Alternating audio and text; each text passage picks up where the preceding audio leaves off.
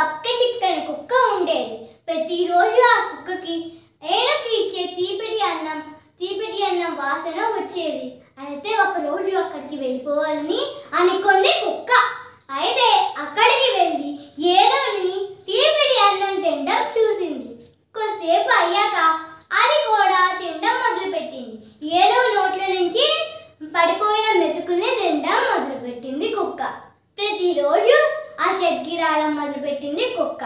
కుక్క మరియు ఏనుగు మంచి స్నేహితులు అయిపోయారు. అవి ప్రతిరోజు కలిసి ఆడుకునేవి, కలిసి నివసించేవి, కలిసి తినేవి.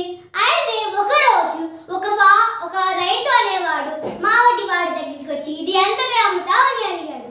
మావటి వాడు దాన్ని పెంచుకోడు కానీ దాన్ని కొంత డబ్బులకి అమ్ముతాడు అని అన్నాడు మావటి వాడు.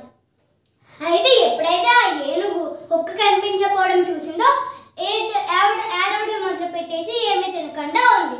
అది చూసిన మావటి వాడు వెంటనే వెళ్ళి రాజుకి చెప్పాడు.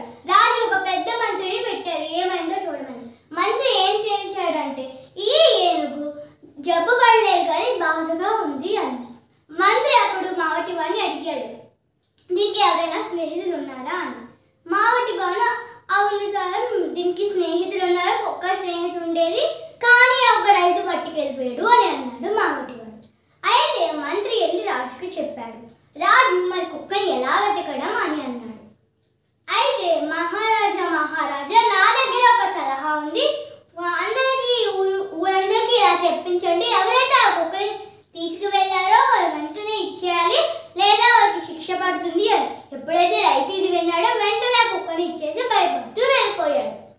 కుక్క అనేది మళ్ళీ ఏనుగు షెడ్డుకి వచ్చేసింది. ఎప్పుడైతే